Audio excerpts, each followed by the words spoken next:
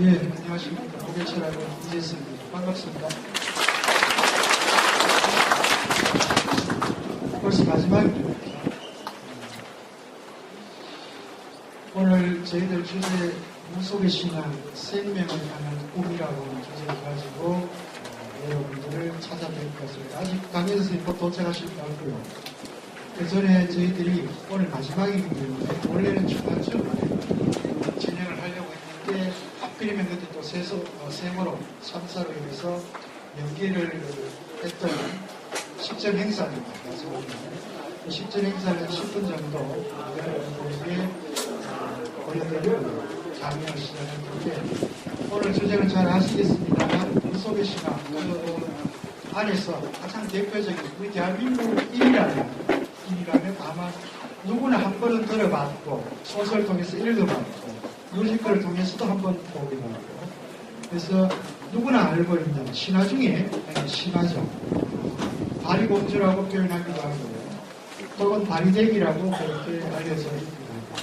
각 지역마다 편차가 있습니다만 이 신화와 관련해서는 지금까지 현재 드러난 걸로 한 100편 정도가 알려져 있잖아요. 가장 대표적인 게 이제 서울 경기 지역에서 얘기되고 있는 바리공주, 그리고 동해안 쪽에서 얘기되고 있는 바리대기, 이렇게 신기하게 알려져 있습니다. 오늘 아마 안에 내용을 이렇게 보시면 바리공주, 서울 경기 지역에서 이루어지고 있는 이 신화를 줄거리라면 여러분들한테 소개하지 않을까 생각을 하고요. 여기 어르신들 분들은 대부분 이 바리대기와 관련된 굿판도 어릴 적에 경험을 했거나 또 하고 계시는 분들도 계실 거고요. 우리 무속신앙을 내려오면 이 바리공주는 일종의 신중의 신이니까 만신이죠. 그죠? 그래서 만신으로 표현도 하기도 합니다만 김금아 씨 같은 경우는 지금 만신으로 알려져 있고 특정 종교를 가지고 계시는 분들은 바로 이런 우리 문화들이 또 단란표로 하는 어떤 가치적인 부분에서 집단의 대상이 되긴 합니다만 우리의 문화이고 혹은 또 우리의 선조들이 신앙으로 삼았던 부분이기 무조건적으로 이런 종교적 의미에서 팽개친 문제들을 가지고 있고 오늘 아마 이 강의를 통해서 이 무속이라고 하는 부분이 가지고 있는 그 의미를 한번 되새겨보는 그런 시간을 가질 수 있을 것 같습니다. 이게 끝나고 나면 하반기에는 보다 더 좋은 내용을 가지고 여러분들을 만나게 될 것 같습니다. 그래서 오늘은 강연 행사 이전에 짧은 식전 행사를 진행하도록 하겠습니다. 지금까지는 여러분들에게 주로 우리 학교의 젊은 어린 학생들을 통해서 클래식의 맛을 드렸는데 이번 우리 1학기 강연 주제가 한국 문화이고요. 또 하필이면 오늘 마지막 날 주제가 또 무속의 신앙, 생명을 향한 꿈이라고 주제가 정해져 있고 해서 이 주제에 조금 걸맞게 부합하는 식전 행사가 될 수 있지 않을까 저는 그렇게 생각합니다만 한번 여러분들도 짧은 시간이지만 즐길 수 있는 시간을 갖도록 하겠습니다. 오늘 제가 저희 목요철학원에서 초대한 소리꾼 선생님을 잠시 제가 소개를 드리도록 하겠습니다.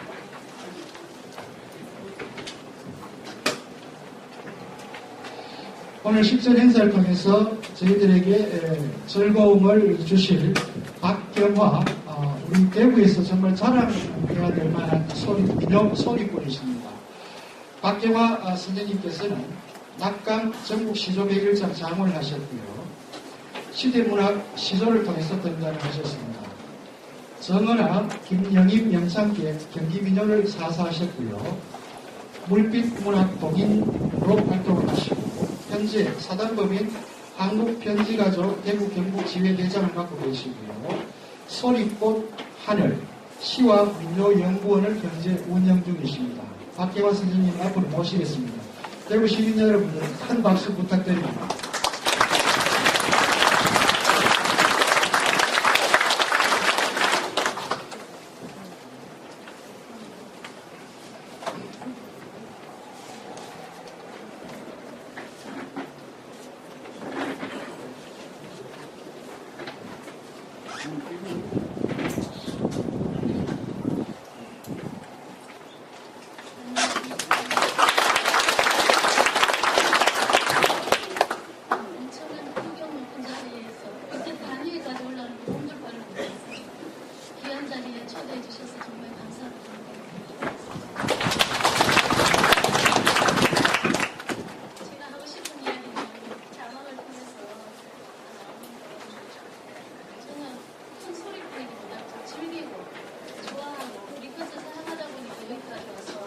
여러분 앞에 이렇게 서게 된 것 같습니다.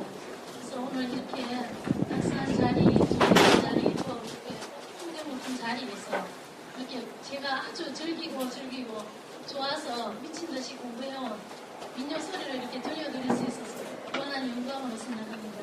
그냥 자막을 통해서 가사가 나오면 같이 또 졸이시면서 같이 하면 소리풀이에 큰 힘이 될 것이라 생각합니다. 지금부터 잘 들리십니까? 네. 잘 들리셔요? 네. 그래서 오늘 소리 관련된 귀한 강연을 듣게 될 텐데, 네, 우리 제가 처음에 불러드릴 노래가락은 이제 무속인들이 궁에 들어가기 위해서 이걸 앞에 노래라는 글자를 붙였다고 합니다.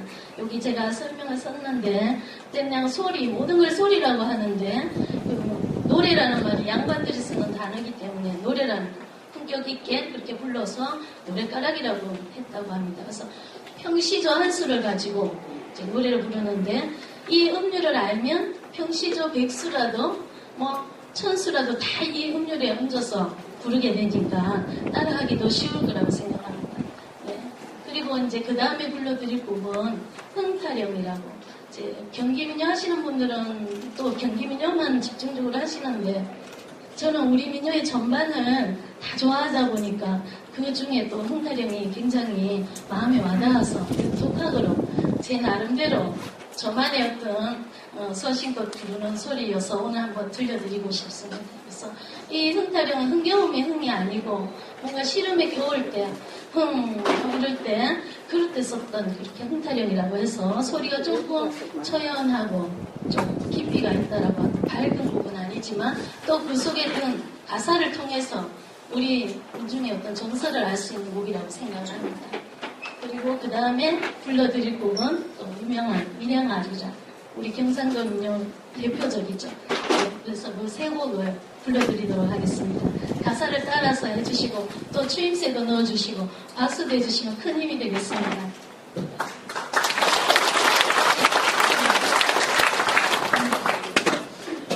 나비야 정상을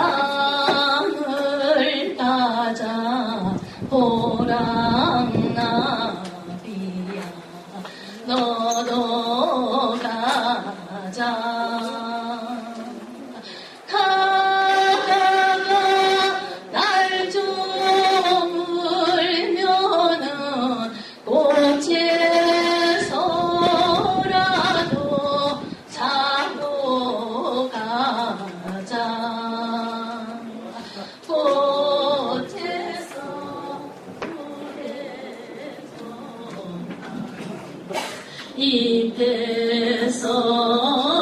잎에서라도 자고 가자. 청살리 몇 개수야 수이감을 사랑하라.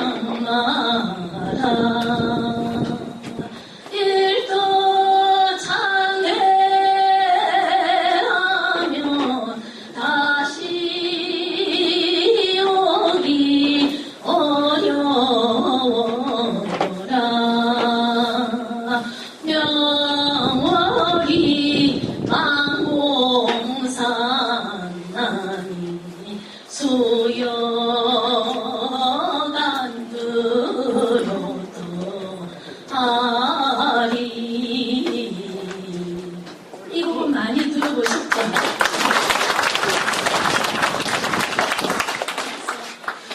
오늘 제가 온 뜻이 이 노래 속에 담겨 있습니다. 왔소 나 여기 왔소 천리 다양에 나 여기 왔소.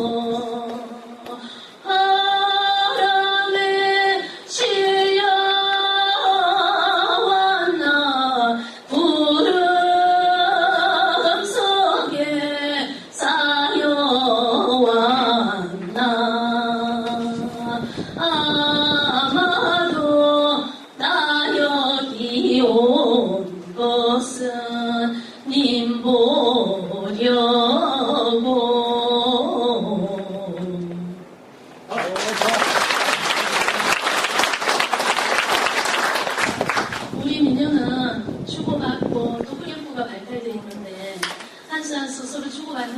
기운을 얻고 또 흥겨움을 더하고 합니다. 그리고 조금 뒷부분을 우리 경상도말로 질게 뜬다 싶으면 노래를 마치는구나 그렇게 생각하시고 박수 주기를 하시면 됩니다.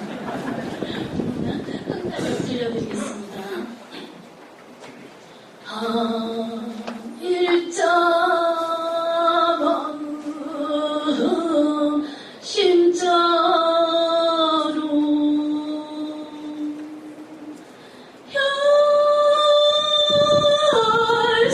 혈사를 썼다니 일심은 어디 가이고 이제 와서 편했으니 가을바람 단풍잎이 되었네. 아이고 대구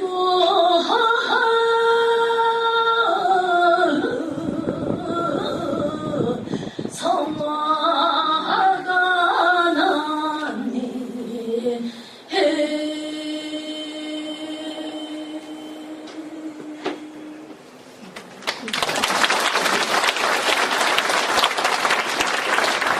한일자 마음 심자로 자기 마음대로 표현한 사람에게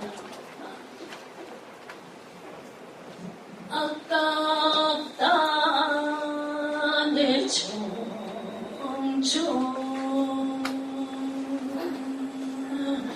언제 다시 올거나 철 따라 봄은 갈고 봄 따라 청춘 가니고 백화를 오이오리 아이고 태고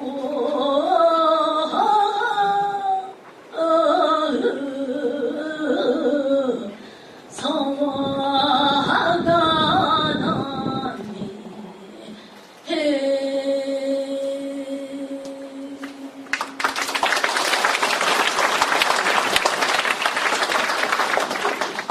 저도 사실 눈가에는 염색을 하고 왔습니다.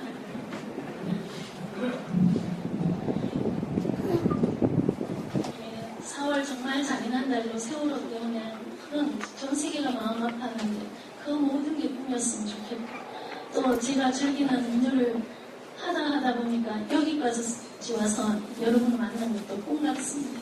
그래서 꿈이로다. 꿈이로다 꿈이로다 모두가 다 꿈이로다 너도 나도 꿈속이야 이것저것이 꿈이로다 꿈깨이니 또 꿈이여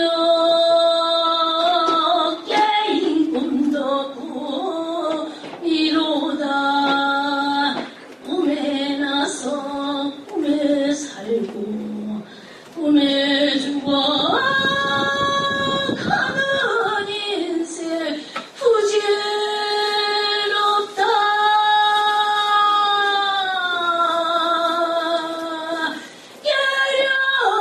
깨려든 꿈을 깨요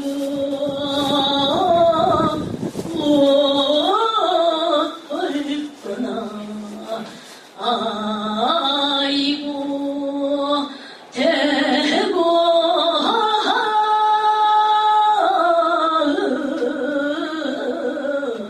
성화가 나네.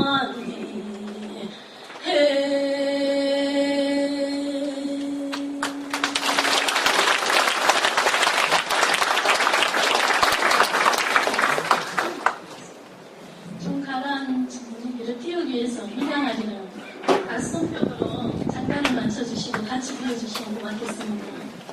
아야리랑 스리스리랑 아라리가 나네 아리랑 오대로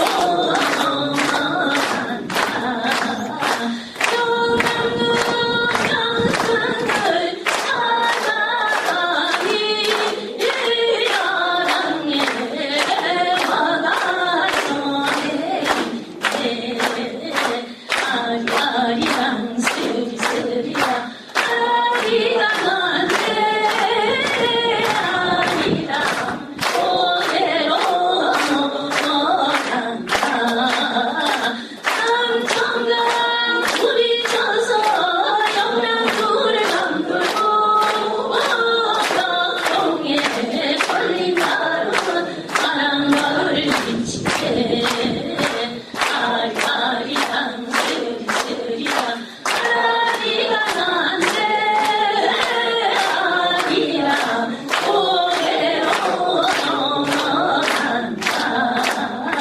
날 좀 보소 날 좀 보소 날 좀 보소 동지석 딸 조건 듯이 날 좀 보소 아리아리랑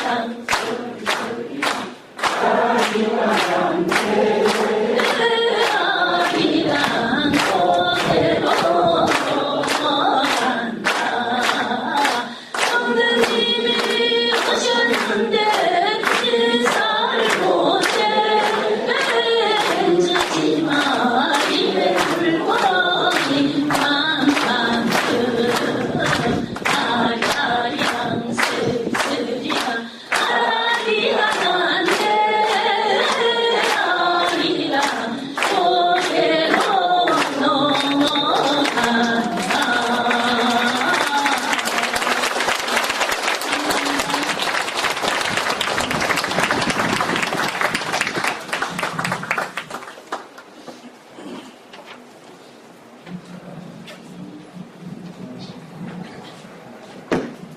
우리 대구 분들은 늘 점잖으세요, 그죠? 이 정도 나오면 딱 앵콜이 나와야 됩니다. 너무 점잖으세요. 전라도에 갔으면 그래서 난리가 나실 텐데. 형님이 있어요. 예, 좋습니다. 오늘 저희들에게 흥겨움과 또는 우리 주제와도 걸맞는 노래로 여러분들을 반겨주신 박경화 선생님께 다시 한번 큰 박수 부탁드립니다. 혹시 들어오시면서 설문조사지를 아마 받았을 텐데 나가실 때 한번 보시고요. 저희 목요철학원의 향후 또 방향과 관련해서도 그렇고 좀 더 여러분들을 좋은 주제를 가지고 모실 수 있도록 노력하게끔 여러분들의 고언을 들어보시면서 설문조사를 합니다. 조금 귀찮으시겠지만 나가실 때 작성을 하셔서 우리 프론트에 있는 조교들에게 제출을 해주시고 자, 그리고요, 아까 말씀을 드렸습니다만, 오늘 우리 주제, 무속의 신화를 주제로 할 텐데요. 그 전에, 이번 이 한국 문학이라고 하는 전체 상하반기 이 주제를 기획하는 과정에서 저희 목요철학원의 운영위원으로 계시는 저희 계명대학교 한국문학과의 강은혜 교수님께서 사실은 거의 다 이 기획을 해주신 분입니다. 그래서 오늘 우리 마지막 자리에 이렇게 함께 하셨는데요. 수고를 해주신 우리 강은혜 교수님께 큰 박수 한번 부탁을 드립니다.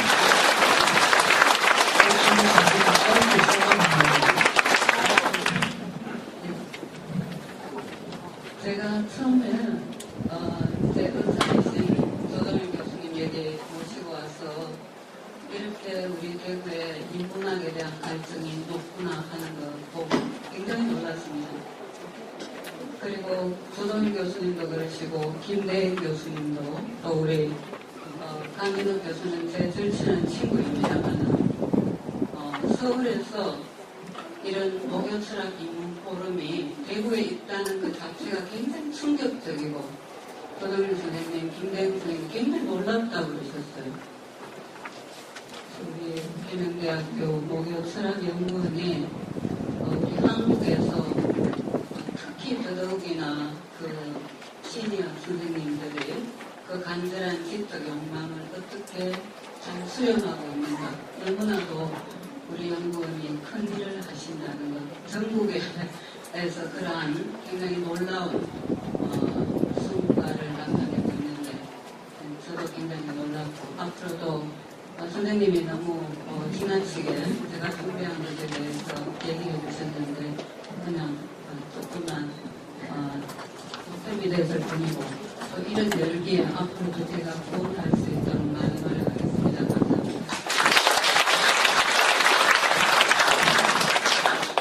예, 그럼 강연 시작하겠습니다. 오늘 무속의 신화, 생명을 향한 꿈 주제로 가정해 주실 강진욱 선생님을 짧게 제가 소개를 올리겠습니다. 우리 강진욱 선생님은 이화여대 국문학과를 졸업하셨고요. 동대학원에서 석사 및 박사를 취득하셨습니다. 한국국민문학 회장 그리고 한국고전 여성문학 회장을 역임하셨고요. 현재 이화여대 국어문학원장을 맡고 계십니다. 그리고 동시에 이화여대부 국문학 전공 교수로 재직하고 계십니다.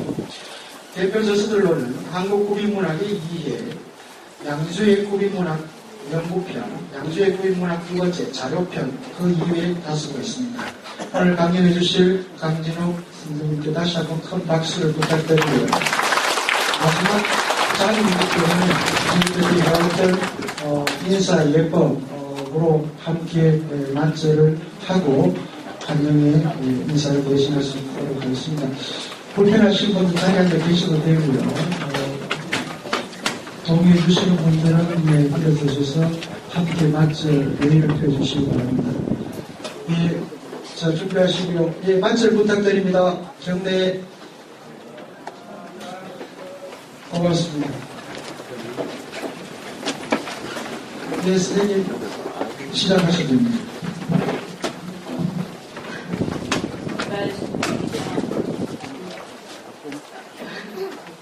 아주 못한 느낌이 듭니다. 마치 어디까지도 얘기하면서 이렇게 어르신들하고 마트를 해본 것도 처음이고 그리고 이렇게 자기를 기도하는 날인데 키워주신 어르신들 또 이렇게 영원한 젊음의 여러분들을 뵙게 돼서 아주 감명합니다. 저는 방금 소개받은 강신욱입니다.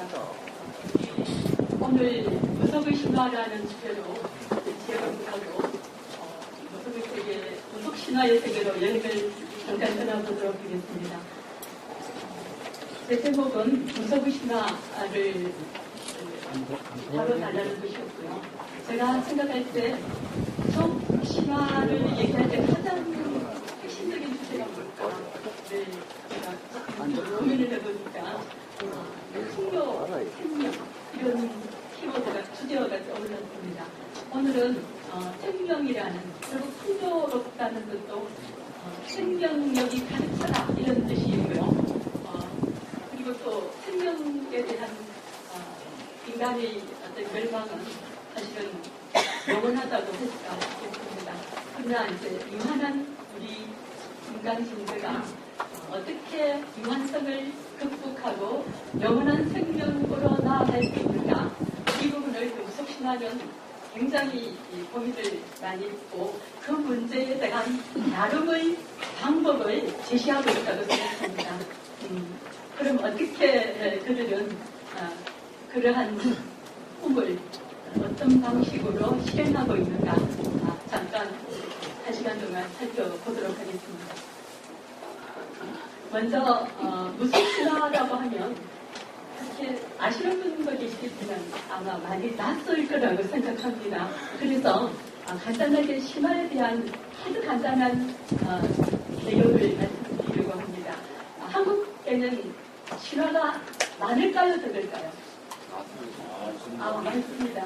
잘 아시네요. 아주 많습니다. 우리가 예전에는 신화라고 하면 문헌에 있는 건국신화만을 신화라고 생각을 했었습니다. 그래서 우리는 건국신화 몇 편밖에 안 된다고 생각을 해서 신화가 저런 나라라고 생각을 했었어요. 그런데 우리나라 신화는 문헌에 있는 신화뿐만 아니라 말로 전해지고 있는 구기신화가 굉장히 많습니다. 그래서 그 구기신화의 중심에 바로 무속신화가 있는 겁니다. 그래서 우리나라는 그러니까 우리가 그 현장조사, 구기문학의 현장조사가 그렇게 일반화되어 있지 않았을 때 그 무속신화의 어떤 실체를 우리가 다 몰랐었죠. 그러나 지금은 연구가 많이 진행되면서 우리가 굉장히 많은 신화를 가진 나라였고 그런 민족이었다는 걸 이제 확인하고 있습니다. 그럼 왜 무속신화를 우리가 얘기해야 하는가를 살펴보도록 하겠습니다. 사실 우리는 누구나 다 행복한 그런 삶을 꿈꿉니다. 오래 살고 싶고 영원히 살고 싶고 잘 살고 싶고 이게 바로 우리 인간의 영원한 꿈이죠. 무속의 신화는 인간이 그 오래된 꿈을 이루고자 하는 그 어떤 무속적 상상력의 어떤 문화적 표현물이다. 이렇게 어렵게 얘기할 수 있을 것 같습니다. 그러면 무속신화는 어떻게 존재하는가? 여기 보면 그 무속적 상상력을 행위로 재현하는, 이 좀 말이 어려운 것 같지만 하나도 어렵지 않습니다. 저희인데 이게 뭐냐면 무속의 제의면 푸시죠. 우리가 무슨 다 알고 있지 않습니까? 그 무속의 어떤 그 종교적인 상상력들을 행위로 보여주는 것이 바로 푸시죠. 무슨 바로 춤추고 노래하고 뭐 그다음에 그 여러 가지 행동으로 이렇게 보여주고 있지 않습니까? 붓에서 무당이 노래를 부릅니다. 굉장히 중요한 부분이 하나가 노래입니다. 조금 전에 선생님께서 노래가락을 해주셨는데 이 노래가락은 서울붓에서 신을 맞이하고 난 뒤에 신을 즐겁게 해주기 위한, 그러니까 신을 놀려주는 그런 기능을 하는 노래였습니다. 그 노래를 신을 즐겁게 하는 노래니까 아주 흥겹겠죠. 그 노래를 사람들이 이렇게 그 노래가 아주 재밌고 흥겨우니까 보통 살면서도 부르게 돼서 우리가 흔히 아는 노랫가락이라는 민요가 사람들에게 널리 알려지게 된 것입니다. 그러니까 무당이 이야기로 된 노래를 부릅니다. 그러니까 노래가 여러 가지 아까 그 노랫가락은 이야기로 된 노래는 아니죠. 서정적인 노래였어요. 시도라는 게 서정적인 인간의 그 정서를 표현하는 그런 노래인데 지금 우리가 다룰 무속 신화는 죄송합니다. 이야기로 된 노래 그리고 무당이 부르는 노래이기 때문에 굿노래 이렇게 돼서 이야기로 된 굿노래입니다. 자, 여기 이야기로 이렇게 되죠. 이야기로 된 굿노래이기 때문에 무속 서사시라고도 부르죠. 우리가 서사시라는 건 그죠? 그 시인데 이야기로 된 시잖아요. 그러니까 무속에서 부르는 서사시다 이렇게도 부르고요. 어떤 학자들은 어떤 요소를 부각시키니까 영어가 다릅니다. 무속 서사시라고도 부르고 또 굿노래인데 서사상수에 속한다고 해서 서사무가라고도 부르고 또는 신의 근본 내력을 풀이하는 이야기라고 해서 본풀이라고 불러요. 이게 다 사실은 같은 그 대상으로 하는 다른 용어입니다. 이 본풀이는 우리나라 말로 신화라는 뜻입니다. 신화의 오리지널한 우리말입니다. 그리고 제주도에서는 지금도 신화를 본풀이라고 부르고 있습니다. 그리고 무속신화는 어떤 기능을 가지고 있는 노래인가? 신의 내력을 어떻게 해서 이 신이 이런 어려운 걸 다 겪어내고 극복해서 신이 되었는가 하는 이야기거든요. 내용은. 그러니까 신이 지금 굿을 하는 장소에 내려와 주기를 바라는 그런 청하는 노래입니다. 그러므로 무속신화의 기능은 신을 청하는 청심의 기능이 있다. 이렇게 간단하게 아시면 되겠고요. 그 다음 이제 대표적인 신화를 몇 가지만 얘기하겠습니다. 여기 지금 제석본풀이, 다리공수 두 이름이 있습니다. 제석본풀이는 당금액이라는 명칭으로 잘 알려져 있습니다. 이건 그 생산신에 관한 신화입니다. 삶의 풍요를 기원하는 굿에서 불려지기 때문에 대부분이 굿에서 불려지는 신화입니다. 다리공주는 여러분한테 다리대기라는 이름으로 잘 알려져 있는 신화입니다. 이 다리대기는 망자, 죽은 사람을 그 영혼의 저승으로 인도하는 신입니다. 그렇기 때문에 망자를 저승으로 보내는 굿에서 불려지는 신화입니다. 그래서 이 삶과 죽음, 그죠? 하나는 삶, 하나는 죽음에 관한. 그러니까 삶과 죽음은 뭔가요? 인간 군대에서 가장 중요한 두 축이지 않습니까? 이걸 담당하는 신화들이고 우리나라에 전국적으로 분포된 대표적인 신화들이다. 이렇게 말씀드릴 수 있겠습니다. 또 하나는 우리나라에도 창조신화가 있습니다. 무속의 신화로 전해지고 있죠. 창조신화는 창세신화라고 학자들이 부릅니다. 한민족의 우주관과 세계관을 잘 보여주고 있고요. 대표적인 것은 지금도 제주도에서 활발하게 불리는 천지왕 본풀이가 있습니다. 지금 이 밖에도 굉장히 많은 신화들이 있는데요. 대표적인 신화들만 여기에 얘기를 했습니다. 여기 보면 오른쪽에 푸른색인 쪽은 신들의 직능입니다. 어떤 역할을 하는 신인가. 그 다음에 왼쪽에 조금 옅은 색은 그 신에 관한 본풀이, 내력을 풀이한 신화의 이름입니다. 굉장히 많이 있죠. 나중에 그 자료들에 다 설명해놨기 때문에 참고하시면 되겠습니다. 그러면 어머, 기계가 낯설면 이게 손익지 않아가지고 다른 걸. 네, 그럼 왜 오늘 우리가 얘기하게 될 바리봉수에 대해서 이제 얘기를 해보겠습니다. 그럼 왜 우리가 바리봉수를 특별히 문제 삼는가? 그 부분을 우선 간단하게 설명하겠습니다. 바리봉수는 아까 말씀드렸던 것처럼 죽음의 문제와 관련된 신화에서 불려지는 죽음과 관련된 신화이고, 그 다음에 그 죽음에 관련된 신화의 주인공을 먼저 삼는 이유는 사실은 삶은 대부분의 신화가 다 삶을 얘기하고 있는데 바리공주는 죽음에 관한 얘기를 하고 있는 신화인데 죽음을 통해서 어떤 면에서는 삶의 문제를 되짚어 볼 수 있는, 어떻게 보면 죽음 앞에서 삶이 더 뚜렷하게 드러나게 되겠죠. 그래서 삶을 되짚어 볼 수 있기 때문에 어쩌면 삶의 문제를 더 극명하게 볼 수 있는 이점이 있겠다, 이렇게 생각해서 이 바리공주를 대상으로 했습니다. 이건 좀 흑백 사진이어서 좀 안 보일 텐데요. 그래서 자세히 보시면 보실 수 있습니다. 이거 좀 리모컨인가요?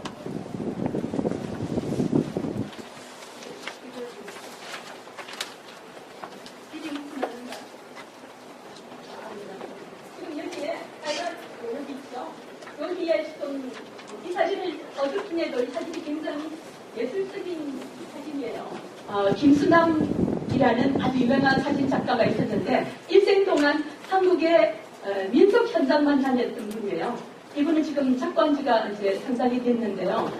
현장에서 그 사진 찍다가 돌아가셨던 분입니다. 이분 사진이 너무 아름다워서 그래서 조금 흑백이지만 이 사진을 제가 여러분께 보여드리고 있습니다. 자, 여기 지금 누가 앉아 있잖아요, 그렇죠? 여기 있는 조그만 상이 하나 있습니다. 이게 바리공주 신을 성하기 위한 상입니다. 그리고 여기에 무당들이 앉아 있고요. 신방 만신이 바로 이제 오늘 지금 바리공주를 신화를 노래하는 장면입니다. 이 앞에 장구가 있습니다. 이 장구를 우리가 양쪽으로 치지 않습니까? 근데 바리공주를 부를 때는 전통적으로 장구를 세워서 외장구 한쪽을 동동동동동동 치면서 노래를 부릅니다. 이 장면이고요. 사실은 이제 여기에 여기 굉장히 화려한 성상을 공주 옷을 입고, 바리공주의 모습이죠. 옷을 입고 머리에는 큰 장식을, 큰 머리를 끼고 하는데 처음에 그렇게 하다가 그게 굉장히 무겁기 때문에 하다가 내려놨기 때문에 지금 사진에는 그 장식보다는 큰 머리를 안 쓴 모습입니다. 참고하시고요. 이렇게 해서 이제 1시간 짧게 하면 1시간, 길게 하면 훨씬 더 길게 그렇게 바리공주 신화를 드립니다. 지금 잠깐 바리공주 잠깐만 어떻게 하는지를 조금 감상을 해보시겠습니다.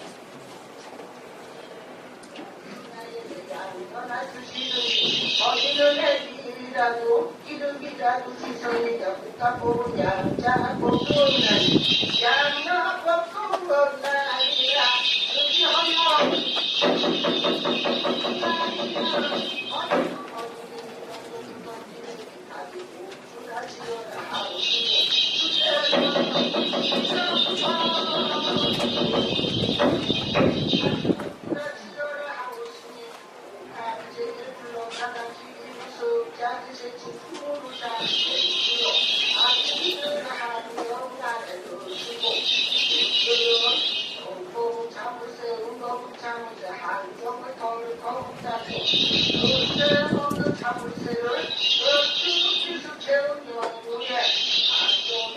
이 내용은 바리공주를 낳고나는 게 7째 딸이라는 걸 알고 난 뒤에 왕이 굉장히 실망하고 화가 났어요. 그래서 버리게 이제 버리는 장면인데요.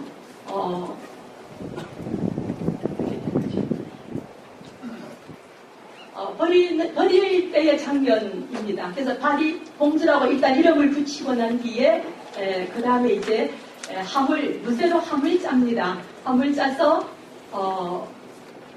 이제 자물쇠로 딱 잠궈가지고 아무도 못 열게 그렇게 해서 서해 바다에 띄워 보냅니다. 사실은 죽어라는 이야기죠. 이미 그러니까 그렇게 버린 순간 바리공주는 가족들한테 이제 죽은 사람이라는 생각을 하는 대목이죠. 지금 바리공주의 거의 앞부분, 아주 앞은 아니고 앞부분에 어떻게 노래하는지를 잠깐 들으셨습니다. 그러면 이제 다시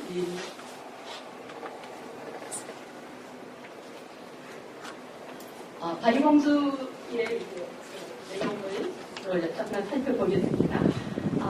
바리공주의 서사부죠. 대체로 다 아시겠지만 또 얘기를 끌어가려면 이 얘기가 밑에 좀 바탕이 돼야 같이 이 이야기를 계속할 수 있기 때문에 바리공주 이야기가 어떻게 되는지 잠깐 보겠습니다. 바리공주는 어비대왕, 떡비대왕이라고 뭐 이러면 말로 전해졌기 때문에 여러 가지로 이제 조금씩 다릅니다만은 어쨌든 국왕, 왕의 딸로 태어납니다. 사실은 7번째 딸입니다. 그 7번째 딸로 태어나서 굉장히 기대를, 태몽도 너무나 좋았고, 그래서 굉장히 기대를 많이 하고, 이제 7번째는 아들이겠지 하고 넣었는데 또 딸이었어요. 그러니까 왕이 이제 정말 화가 나서 갖다 버려라. 이렇게 때가 바리공주라는 이름은 버려진 아이라는 뜻입니다. 바리되기. 그러니까 버려진 공주다.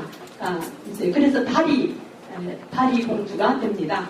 자, 그래서 태어나자마자 아까부터 말했던 것처럼 노래에서 부른 것처럼 이제 함에 넣어서 바다에 버립니다. 그러니까 버려진 거죠. 그걸 이제 막 떠돌고 있는 걸 석가세존이 이제 그걸 이제 신통력으로 보고 구원을 구출해가지고 당시에 이제 가난한 비리공덕 사레비 할미라고 불리는 부부에게 이 아이를 양육하게 합니다. 그래서 이제 바리공주는 이 세상과 절연된 아득한 외딴 곳에서 이 부부 밑에서 자라게 됩니다. 그런데 이제 너무나 이게 타고나기를 비범했어요. 그래서 뭐 10살도 되기 전에 가르쳐주지도 않아도 그냥 모르는 게 없는 완전히 모든 것은 이렇게 책에 능통을 하고 그렇게 명석한 존재로 자랍니다. 그래서 이제 자라면서 이제 이 세상 이치를 좀 알게 되면서 제일 먼저 이제 자기 부모가 누구 있는가를 이제 물어봅니다.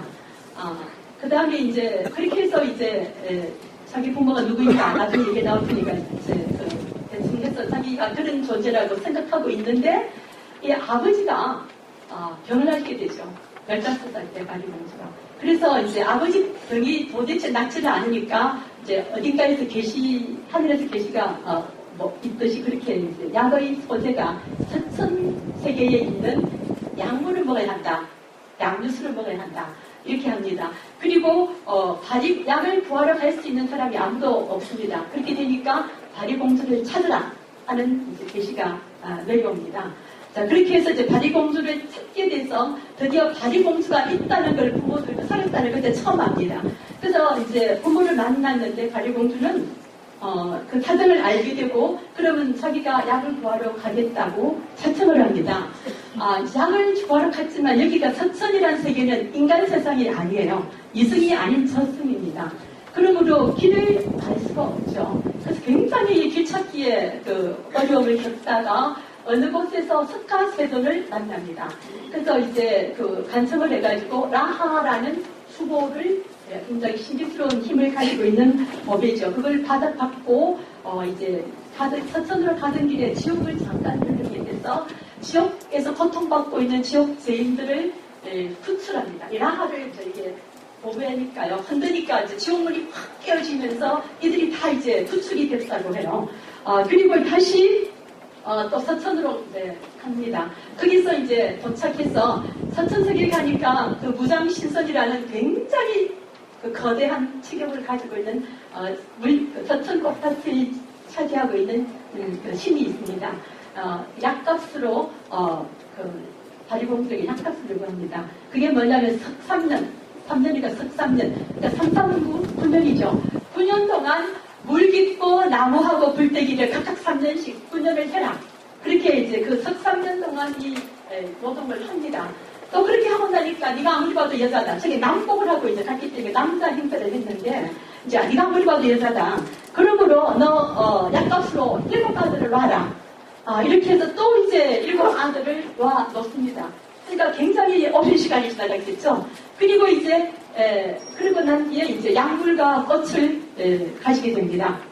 그리고 이제 아버지 이승우를 막 돌아오니까 아버지 벌써 몇십 년이 지났으니까 아픈 아버지가 돌아가시다 못해 그냥 희신이 다 해체되어 있습니다. 그래서 다리공주가 아버지 상녀를 길에서 만나고 그래서 이 꽃이 생명의 꽃이에요. 그러니까 뼈를 다 맞춰서 살리고 올리면 그 다음에 산을 또 이렇게 다 살려내고 그리고 이제 숨을 살려내고 그 다음에 이제 약물로 이제 완전히 해생을 시키는 그런 신비스러운 이제 일이 일어나서 아버지를 소생시키고요. 그 다음에 이제 무장충성과 정식으로 부모를 허락 안에서 구분을 하고 신직을 받게 됩니다. 간단하게 다리공주 이야기를 했습니다. 그러면 다리공주 이야기를 우리가 보면 일생상의 구조를 가지고 있죠. 태어나서부터 어떻게 해서 이제 신이 되었는가까지 얘기를 하고 있고요. 그리고 다리공주 이야기에서 가장 두드러지는 게 고난 시련이 굉장히 강하고 그걸 또 자기 자신이 극복을 해내는 그런 구조를 반복하고 있다. 이걸 이제 우리가 느낄 수 있습니다. 자, 간단하게 그러면 다리공주 신화에서 가장 핵심적인 사건은 구약 약을 구하러 가는 서천 여행이라고 할 수 있겠습니다. 그래서 이 서천 세계를 여행하는 이 사건은 사실은 우리가 흔히 다리공주 행동을 보면 부모를 위해서 희생하는 거니까 효가 되겠죠. 우리가 윤리적인 측면에서 보면 다리공주의 행동은 효가 됩니다. 효형입니다. 그러나 이제 다시 또 다른 입장에서 다리공주 입장에서 봤을 때 다리공주에게 다리공주는 효를 위해서 그렇게 했을까? 제가 봤을 때는 물론 부모를 위해서 아버지를 위해서 갔지만 다리공주에게는 더 중요한 문제가 있지 않았을까 싶습니다. 왜냐하면 자기는 나무가 자기 부모인 줄 알고 그렇게 열심히 30문항을 드리고 자기 정체성을 그죠? 가지고 있었는데 15살 때 갑자기 너 아버지가 이거야. 너 딸이야. 그러면 사실은 그게 자기 진정으로 내가 누군가 혼란스럽지 않겠어요? 그러니까 어떤 면에서는 자기 존재, 내가 누군지를 아는 것이 정말 중요했을 것 같아요. 그 필요성 때문에 그러면 이 관계를 누가 이렇게 알려주는 내가 네 딸이야, 네가 내 딸이야, 내가 너 아버지야 하는 얘기를 정말 진정으로 내가 받아들이고 내면화시켜서 나를 확인하는 것이 절실했을 것 같아요. 그러니까 자기가 약을 구하러 가겠다고 자청한 데에는 아마 그런 어떤 내적인 욕구가 있었지 않을까 생각이 듭니다. 자, 그리고 이게 여행은 다른 세계로 가는 여행은 상징적으로 읽으면 굉장히 많은 의미가 있을 것 같습니다.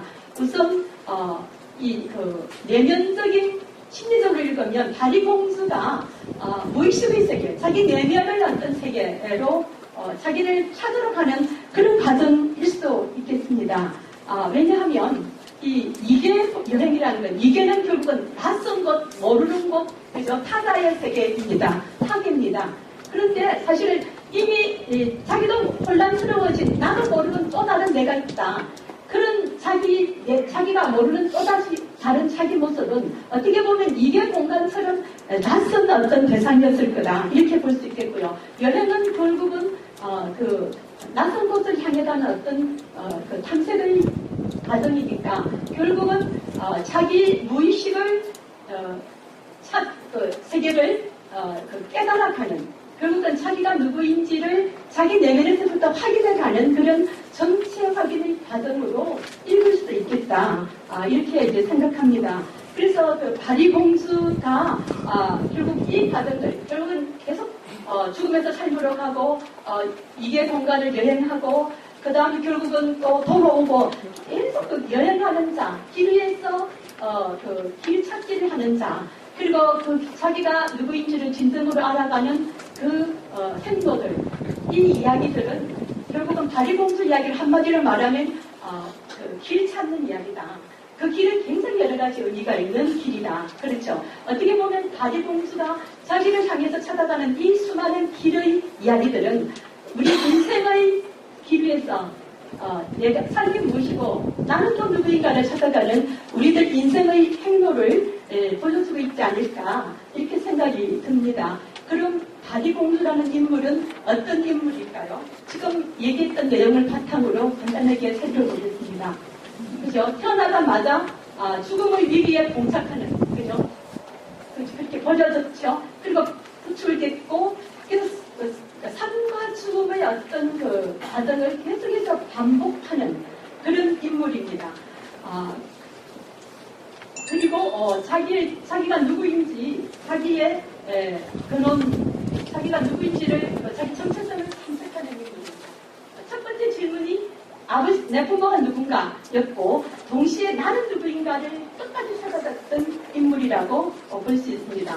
그 다음에 바리공주는 사실은 딸이었기 때문에 버림을 받았죠. 그러면 그 사회에서는 여성이라는 걸 굉장히 부정적인 거, 별로 좋지 않게 생각하는 거죠. 그리고 버림받은 딸이기 때문에 자기한테 있는 여성성을 자기가 긍정을 못했을 거예요. 자기도 별로 좋지 않았을 거예요. 그러니까 왜곡했겠죠. 나쁜 걸로 생각했고 열등한 걸로 생각했겠죠. 그런데 서천에서 7 아들을 낳았습니다. 사실은 첫 번째, 두 번째는 조금 어느 정도 낳았을지 모르겠어요. 왜냐하면 아버지 약을 구해야 하니까요. 그렇지만 7이나 되는 아들을 낳고 길러다 보면 변하지 않겠습니까? 그렇죠. 저절로 아마 자기도 모르게 자기 생명에 대한 그리고 자기가 가지고 있는 이 생명의 소중함, 생명에 대한 사랑 그리고 또 낳고 기르는 것의 어떤 위대함, 그죠? 그 힘, 근원적인 에너지, 생명력을 깨닫게 됐을 거예요. 그러면 왜곡된 여성성에 대한 인식을 이제 긍정적인 어떤 생명력으로 바꾸게 되겠죠. 그러니까 바리공주의 인식의 전환이 일어나게 된 거죠. 그렇게 하면서 자기 자신을 바로 알고 긍정하고 그죠? 자기 자신을 정말 만나게 되는 그런 사건이 이제 벌어지게 되는 거죠. 그 다음에 바리공주는 지금 말한 것처럼 또 젖성을 여행하는 젖성세계의 여행자입니다. 자, 이 젖성세계, 이계를 여행한다는 거, 낯선 세계를 여행하는 건 사실 우리가 여행하면 어떤 거 생각해요? 낯선 곳에서 결국은 자기 자신을 발견하게 됩니다. 그렇죠? 처음에는 낯선 걸, 다른 걸 보러 가요. 그렇지만 그 속에서 우리는 묘하게 인간의 공통성, 삶의 어떤 속에서 내 모습을 발견하게 되고 그리고 이제 자기 변화되어서 돌아옵니다. 그러니까 여행은 바로 그런 의미가 있는 것 같습니다. 자, 그러니까 특히 이계를 여행한다는 건 완전히 그죠? 다른 경험이 되겠죠. 그러니까 이계를 가리기가 더 어려웠습니다. 그리고 그곳에서 굉장히 어려운 많은 희생을 치러서 자기가 원하는 그 약을 구했습니다. 그 과정에 그냥 희생당했겠습니까? 그 희생을 통해서 자발적 희생을 통해서 자기 안에 굉장히 달라진 내면의 인식이 생겨났겠죠. 그러니까 그 통해서 이제 자기가 다른 존재로 변했고 결국 신이 된 것이죠. 그 다음에 삶과 죽음의 경계를 넘나드는 존재입니다. 왜냐하면 바리공주는 사실은 생명을 가지고 있는데 죽었어요. 그렇죠? 그 다음에 생명은 다시 가졌지만 사회적으로는 더 인정을 못 받고 있었습니다. 사회적인 존재가 됐지만 자기 정체성을 찾지 못해서 결국은 죽은 자들이 세계를 살아있는 사람이 여행을 합니다. 계속 이 삶과 죽음이 이 바리공주의 어떤 그 모습 속에 계속 교차되어 있고요. 그러니까 그는 삶으로 깊숙이 들어오지도 않았고 죽음의 세계로도 깊숙이 가지도 않았고 그 두 개의 어루면서 계속 왔다 갔다 합니다. 그러다가 결국은 그 경계를 넘나들면서 삶의 세계와 죽음의 세계를 두루 통하는 그런 이제 인물이 되는 것입니다. 지금 이 영상은 시간이 없어서 아까 본 걸로 대신하겠습니다. 그럼 또 바리공주, 진옥이굿 이것에서 보이는 무속적 상상력을 잠깐 보겠습니다. 바리공주를 비롯한 무속의 신화는 사실 신화만을 위한 게 아니고 원래 구서의 일부분입니다.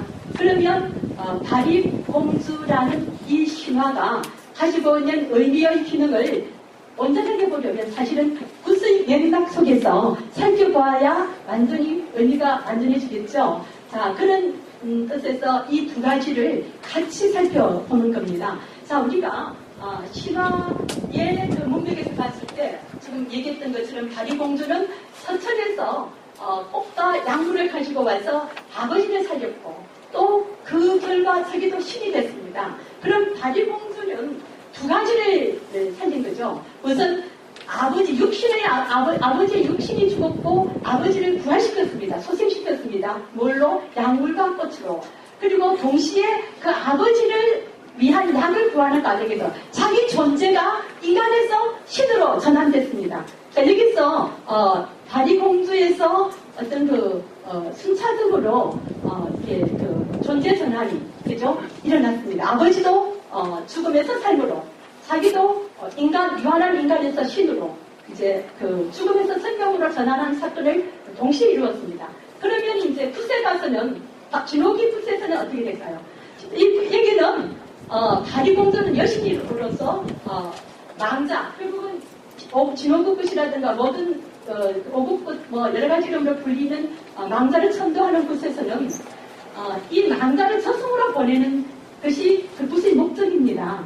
왜냐하면 무속의 신화 세계에서는 저승으로 온전하게 가야만 그가 저승을 죽은 자로서의 자기 위치에 가 있게 되고 그렇게 자기 정체성을 가지게 되면서 그는 조상신이 되는 겁니다. 그런데 그렇지 않으면 어떻게 돼요? 떠돌아다니면서 아주 그렇겠죠. 마치 왜 어떤 거예요? 어떤 사람이 자기가 있지 않으면 어떻게 되겠어요? 다른 자기가 있지 않는 곳에 있으면 남의 집에 있으면 그 사람의 처리는 모르겠지만 굉장히 불편해지겠죠. 자기 삶이 이상이 다 깨지겠죠. 그러니까 있어야 할 곳이 있지 않으면 자기한테 맞는 어떤 역할을 갖지 않으면 사람들이 굉장히 서로 힘들어지겠죠. 이제 바로 이거예요. 죽은 자는 죽은 자의 세계에 죽음의 어떤 존재에 맞는 세계에 있을 때 그 달라지는 거고 살아있는 자는 살아있는 삶에 아주 충실하게 살 수 있을 때 산자의 삶이 의미가 있어지는 거죠. 지금 이제 이 다리공주는 바로 망자, 죽은 자를 그들의 세계로 무사하게 가게 하는, 인도하는 신입니다. 그렇게 해서 뭘 하느냐면 망자를 유한한 죽음의 존재에서 영원한 조상신으로 바꿔주는 겁니다. 그의 존재를 전환시켜주는 겁니다. 그 역할을 다리공주가 합니다. 결국은 뭐겠어요? 다리공주가 굿에서 하는 역할은 바로 죽음에서부터 다시 새로운 생명을 주는 그 역할을 하고 있는 거죠. 그러면 결국은 신화에서도 다리공주는 죽음에서 생명으로의 전환을 아버지와 자기 자신에게 행했습니다. 그리고 굿에서도 망자를 통해서 죽음에서 생명으로의 전환을 보여줬습니다. 이게 공통적으로 이걸 보여주고 있습니다. 결국은 이 굿의 구조에서는 바로 죽음을 앞에서 모든 우리 생의 유한성, 우리 다 유한한 존재지 않습니까? 유한한 생명 유한성 또는 무상성, 우리는 유한하기 때문에 굉장히 무상합니다. 그런데 그것을 어떻게 의미 있는 것으로 바꾸는가? 또 바꾸고 있습니다.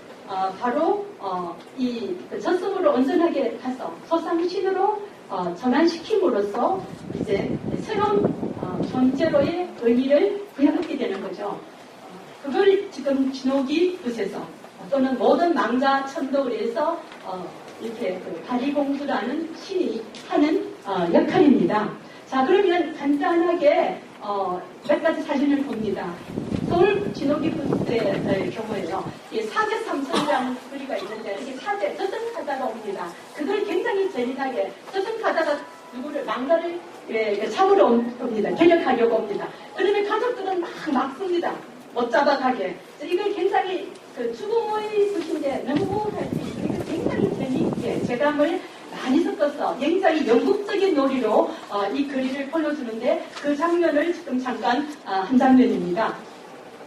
그리고 사제들이 끝에 이제 내가 그러면 이 망자를 저승으로 잘 모시고 가줄 테니까 그럼 인정을 내놔라. 그러면 이 인정으로 노작권 삼아서 잘 모시고 갈게. 그래서 이제 가족들한테 여기 어려운 뜻이지만 인정을 받는 장면입니다. 너무 예술적이어서 사실에서는 조금 떨어지겠습니다. 어쨌든 이 문이 이렇게 문이 있는 것을 이 문이 나중에 이제 다리공주가 망자를 저승에서 흥정으로 보내는 그 하는 문을 지금 과정을 행동으로 보여줄 때 서는 문입니다. 굉장히 연극적이면서 상징적인 그런 구조로 되어 있습니다.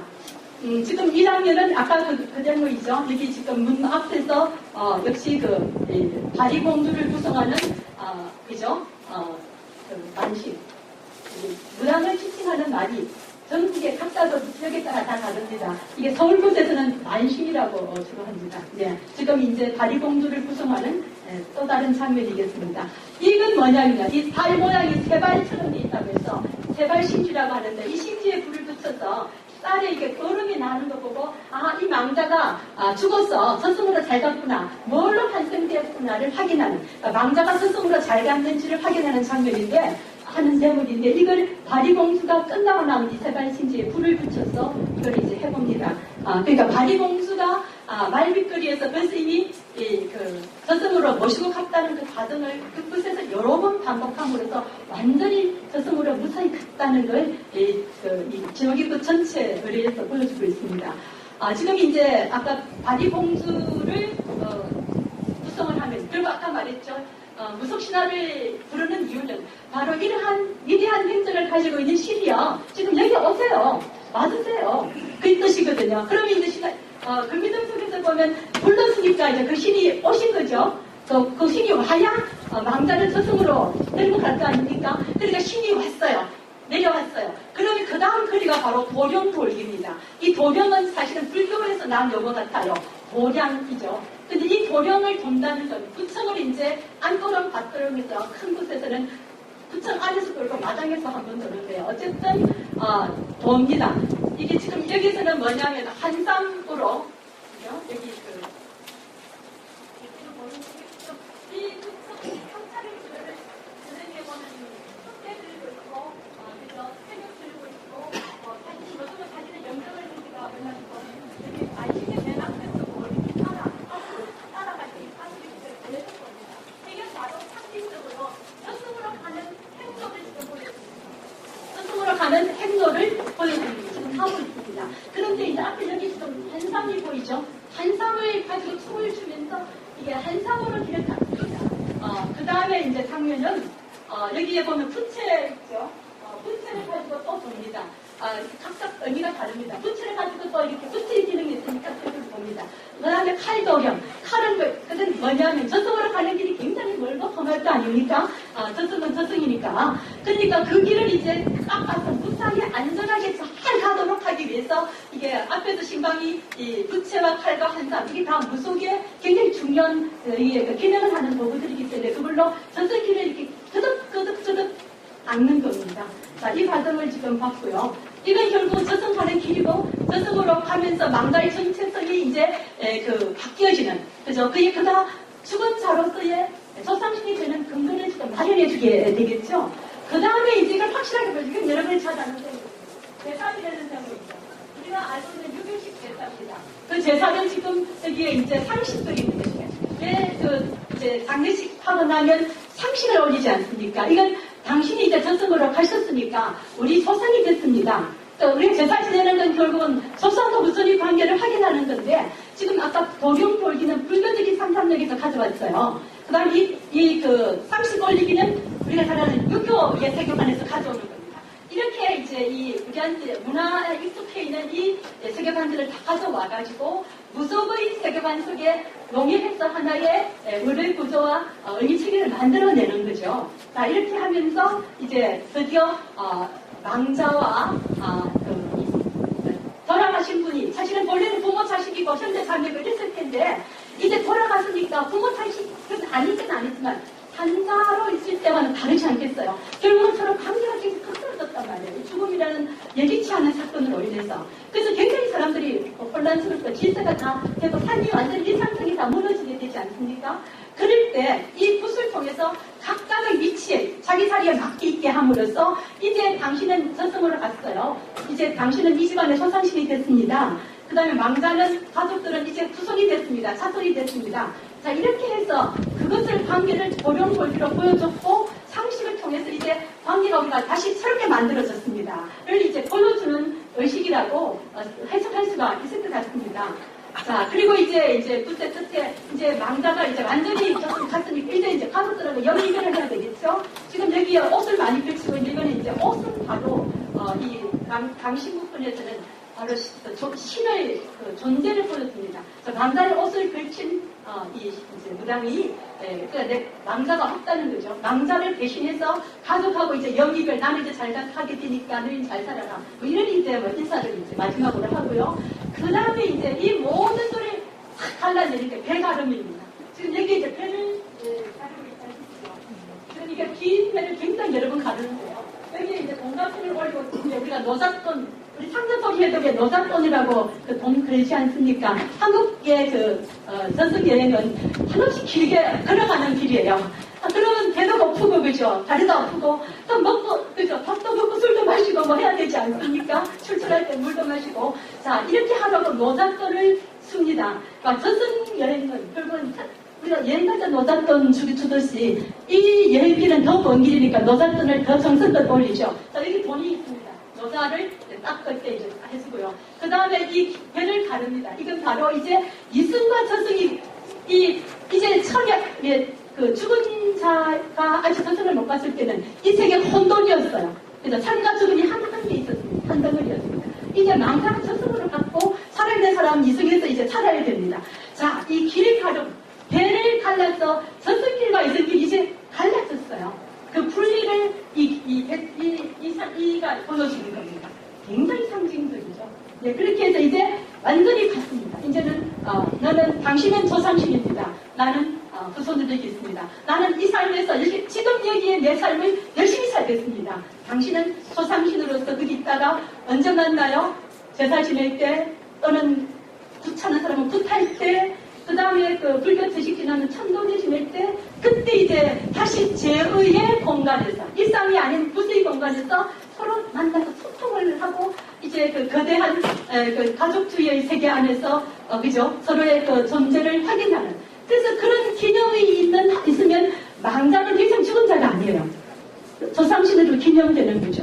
그러면 어떻게 돼요? 나는 내 개체로서 나는 유한하지만 내 존재는 영원히 존재하는 거죠. 어떻게?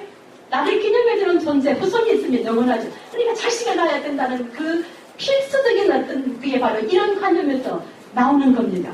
자신이 없으면 나도 없고 내 조상도 다 죽는 거죠. 그러니까 옛날에 그렇죠. 내가 자식 없으면 죽어서 조상을 어떻게 만나느냐 무슨 낯으로 바로 이런 세계관이 배경이 있기 때문에 그렇게 길을 쓰고 체력을 낳으려고 애를 썼던 거죠. 이해가 되시겠죠? 네. 네, 그러면 완전 영원히 같이 살자는 그런 상상력이다. 우리가 지금 비판을 여지가 어떤 사람은 있겠지만 그건 문화니까 우리가 이해할 필요가 있겠죠. 네.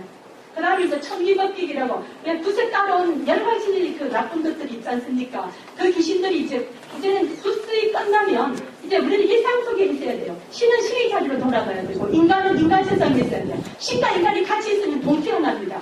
근데 언제 같이 있으냐? 굿할 때. 그때는 바로 굿의 독특한 구조 속에 무당이라는 신과 인간을 중재하는 존재가 그걸 다 컨트롤할 수 있기 때문에 할 수 있지만 그러면 굿이 끝나면 어떻게 돼요? 자, 그럼 우리 학교 끝나면 집에 돌아가지 않습니까? 자, 그러면 신들이요. 장신들 이제 일 다 끝났으니까 돌아갔어요.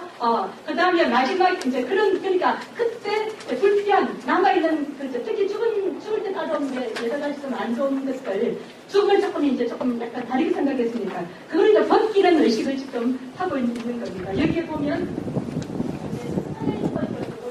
그래서 이제 이걸로 살아보게 술로 이렇게 정화시키는 그런 거라고 볼 수 있습니다. 어쨌든 그런 마지막 이전에서 이제 신들까지도 다 먹고 너도 먹고 가고 너도 먹고 가고 배불리 먹고 가서 아주 만족스러이 먹고 아주 멀리 가고 다시 오지 말아라. 이런 의미입니다. 그래서 드디어 신계와 인간계를 완전히 분리되고 이제 우리는 일상의 세계 속에서 아주 정화된 그죠? 아주 정화된 그 세계 속에서 이제 마음껏 열심히 살면 되는 그게 바로 설령 죽음사를 위한 것일지라도 산자가 굉장히 중요하다는 거죠. 그리고 죽음을 통해서 삶이 어떤가를 굉장히 잘 볼 수 있다. 이런 구조를 볼 수 있습니다. 그 다음에 이제 또 하나 이제 이 상상력 속에서 아까 다리공주가 생명의 꽃을 가지고 오고 생명수를 가지고 왔던 공간은 바로 서천세계였습니다.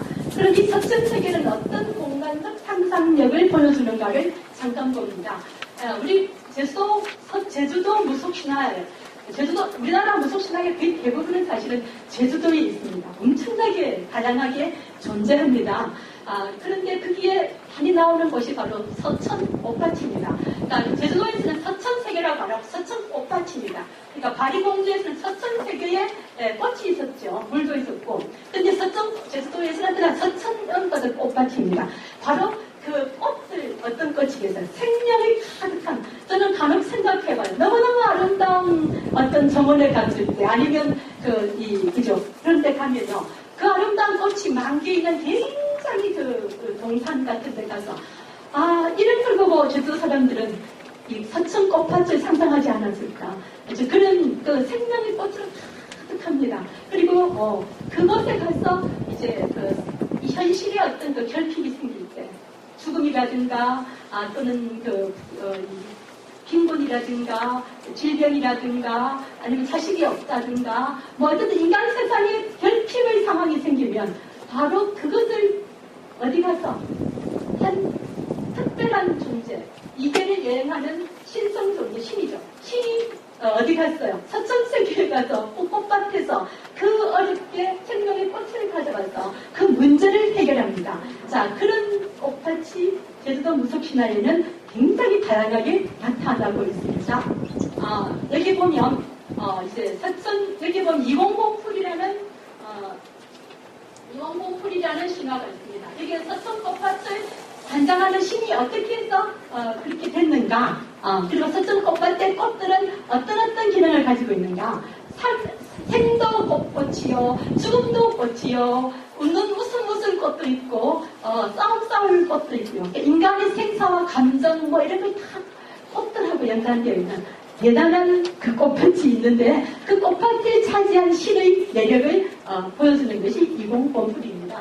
그 다음 불도바지, 이것은 15세 미만의 어린아이와 관련된 모든 것입니다. 임신을 못해도 불도맞이를 하고, 아기가 아프고 건강 안 해도 불도맞이를 하고, 아기가 공부를 못해도 불도맞이를 하고, 아기가 공부를 더 잘했으면 좋겠으면, 건강했으면 좋겠으면 불도맞이를 하고, 어쨌든 아이와 관련된 모든 건 다 불도맞이를 합니다. 불도맞이에는, 불도는 바로 생명의 어떤 생명을 주는 존재입니다. 불도할망, 바로 삼신할망을 말하는 것입니다. 이 삼신할머니가 그 서천 꽃밭을 만들었다고 그래요. 생명의 꽃밭을 만들고, 그리고 그 생명의 꽃밭에서 어떻게 꽃을 가져가서 문제를 해결하는, 인간의 결핍을 해결하는가를 행위로 보여줘요. 놀이, 되게 재밌는 놀이가 많고, 그 다음에 거기서 삼신할머니의 봉풀이 신화를 부릅니다.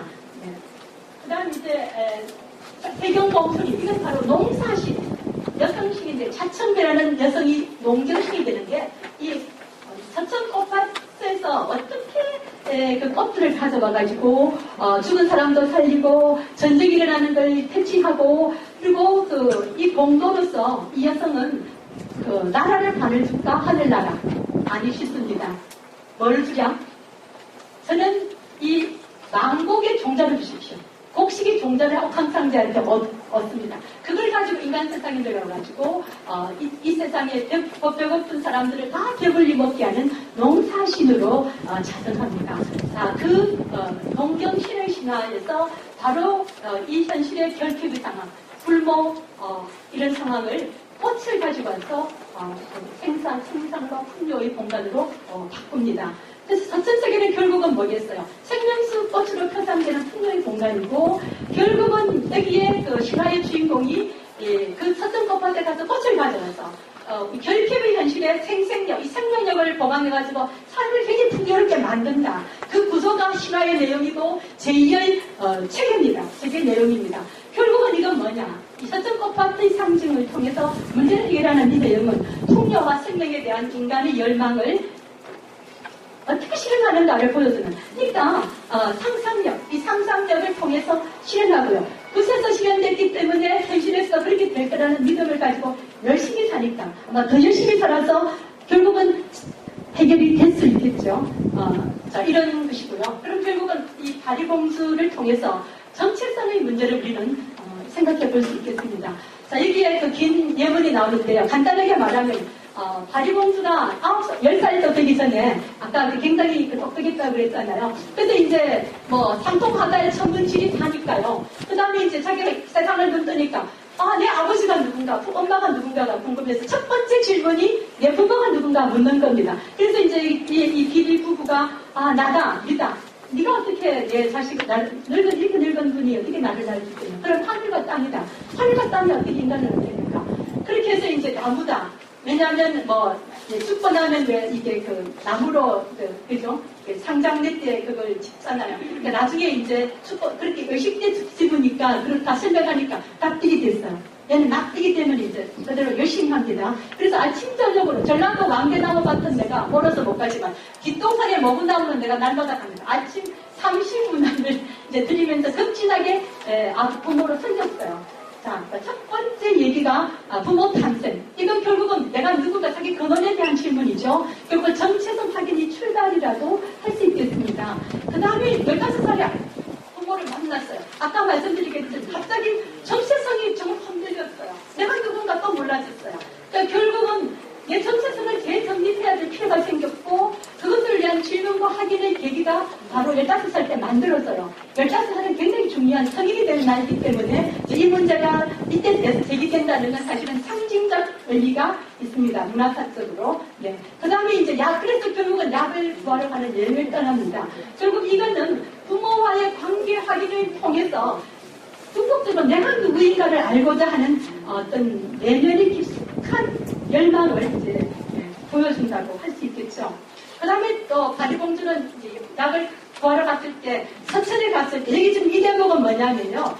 이제 서천에 도착을 했는데 이 바리공주 눈에 비쳤던 서천 세계와 그 다음에 그 속에 있는 아까 무장승 있죠. 야물지기의 모습입니다. 여기 보면 이렇게 되어 있죠. 한 곳을 바라보니 동서남북 유리로 된 성공백 어제가 유리로 된 제일 거대한 장문이 써 있습니다. 생각해보면 지금 우리도 사실은 이렇게 어색으로 거대한 유리로 된 집 보면 굉장히 그 위험 장엄해 보이겠죠. 근데 이게 조선조 시대에 사람들이 엄청나게 아마 장엄했을 겁니다. 그 굉장한 장엄한 건물의 한가운데, 여기 조금 더 한가운데 정전문이라는 엄청난 문이 있는데 그게 무장신선이고 계시다.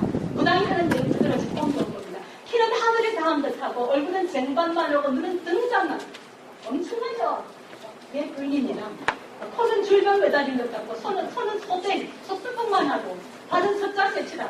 하도 무섭고 끔찍하여 물러나 삼배를 들이니 15살 오늘 아무리 단대하고 의지가 깊대도 보통 15살 난 여자아이예요. 여자아이 눈에 이 장엄한 이 건물 한가운데 이렇게 장대한 남자가 얼마나 무섭겠어요. 그러니까 이게 공간은 너무나 두렵고 불안하고 낯섭니다. 이 세계에서 적응해야 되는 생각하면 결국 그 사람하고 결국 요구한 게 뭐예요? 9년 일해라. 그거는 또 괜찮았어요. 또 7가지를 하라. 결국은 내가 누구다 아직을 가지고 있으면 해낼 수 없는 일이죠. 지금 이제 결국은 지금 나 자아를 부정해야 돼요. 그 자아를 부정하고 결국은 사실 근데 자아를 부정하면 우리 죽는 것 같아도 그에서 죽고 나면 뭐가 나오면 진정한 자기 자신이 나오는 거죠. 죽지 않으면 영원한 생명을 못 얻는, 그렇죠? 어린아이가 죽지 않으면 어른이 못 되는, 번데기 깨벌레가 죽지 않으면 나비로 태어날 수 없는 바로 그 재탄생의 존재 확인의 생명의 비밀이 지금 이 신화 이 대목에서 이제 계기를 마련합니다. 자, 그래서 이제 일하고 애를 낳습니다. 바로 이게 존재론적 전환, 존재 전환이 되는 거고요. 또 저는 이 과정 자체가 수행의 과정입니다. 우리 옛날 이야기 보면요. 돌을 겨울에 산속에 가지 않습니까? 도인한테 돌을 가르쳐 주십시오. 그래. 근데 도가 뭐라고 말 안 합니다. 도인들. 그쵸? 뭐라고 해요? 저 가서 나무 해라. 그쵸? 숙자 나무 하는데 공부가 안 됩니다. 자, 그래서 이제 하다가 혀 하나 가지고 이제 갑니다. 그러면 얘다 도 받아라고 탁 던지는 순간 도가 뭔지 깨닫습니다. 도관이 따로 있는 게 아니라는 걸 깨닫는 거죠. 자, 바로 이 3년 동안 3년은 나무만 해라. 3년은 불만 캐라. 3년은 물만 길어가라. 나도 더 잡는 과정, 그죠? 이야기하고 너무 비슷하죠? 네. 자, 이 수행의 과정입니다. 그 다음 7아들을 출산. 아까 그랬죠? 출산은 여성성을 확인하는 과정입니다.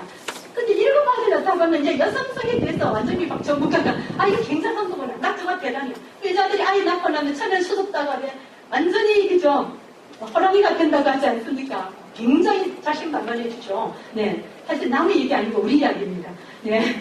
그 여성성에 대한 인식이 처음에 보자 아까 이렇게 나 버림받고 나 아무것도 아니야 가지고 찬성객에서 그냥 버렸어요. 자기도 그냥 별거 아니라고 생각했는데 이거 굉장한 거예요. 근원적 생명력. 그러니까 자기 인식이 전환됩니다. 그 다음에 내가 누구라는 걸 본질적으로 알게 되니까 바로 자기 정체성을 알게 되는 거죠. 자, 바로 이 이야기입니다. 결국은 이 정체성의 문제는 생물학적으로 아까 그러니까 매 단계마다 다리공주는 고난을 겪었는데 그 단계마다 정체성의 문제가 제기됩니다. 생물학적으로 탄생했고 재탄생을 했을 때 결국은 그때 자기 정체성을 재탄생하면서 내가 누군지 물었잖아요. 알았잖아요. 근데 다시 사회적으로 재탄생하면서 보니까 또 내가 누군지 몰라서 또 물으러 갔어요. 자, 어디로 간다? 저승으로 갔어요. 자, 그곳에서 다시 이제 죽자고 이렇게 자기 일 다 해서 헌신해서 온몸으로 살고 보니까 내가 누군지 알게 됐어요. 자, 이렇게 해서 생물학적, 사회적, 존재론적 이 재탄생을 통해서 그때 만든 자기 존재에 대한 확인을 합니다. 그 다음에 신화문맥과 제2문맥은 또 보면 제2문맥에서 아까 말씀드렸죠. 망자를 저승으로 천대하는 기록이 볼 때는 도령을 돌아서 아까 그죠? 망자의 조상신을 전하는 돕고 상식을 통해서 조상과 자손의 관계로서 재확립합니다. 자, 마지막 이야기입니다. 그럼 우리는 삶의 건강에서 다리공주를 또 어떻게 해석할 수 있을까? 자, 신화문맥, 제2문맥 다 좋아요. 왜 그걸 하겠습니까? 삶의 문맥에서 보기 위한 겁니다. 그렇죠? 자, 마지막으로 간단하게 얘기합니다. 결국은 이 다리공주는 이야기는 일생은 결국은 정체성이 뭔가를 계속해서 제기하고 있습니다. 결국은 삶의 다리공주 삶은 또 남의 다리공주의 얘기가 아니라 다시 돌아오는 우리의 삶입니다. 한국 이 땅의 수많은 바리새기들, 그죠? 그 다음에 또 바리새기뿐만 아니라 이 땅의 모든 사는 삶들은 고난 없는 삶이 없어요. 자, 그 삶의 행로를 압축적으로 보여준다. 이렇게 볼 수 있습니다. 그럼 결국은 그 모든 시련들을 온몸을 다해가지고 정말 온몸으로 자기를 완전히 던져서 결국은 극복해냅니다. 그래서 어디까지 갔어요? 자기 존재 밑바닥까지 가요.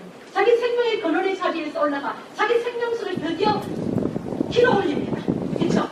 길어올리고 그 생명수를 길어올린 힘으로 생명의 꽃을 스스로 피워냅니다. 그러니까 다리공주가 어려운 게 아니에요. 누가 그렇게 하면 도딱만 하면 그저 깨달음 못 얻겠어요. 바로 자기 근원에 도달한 자기 정체성을 확인하는 사람. 그 정체성 확인이 결국은 그게 부처 자리예요. 불교로 말하면. 그러니까 바로 그 근본 자리.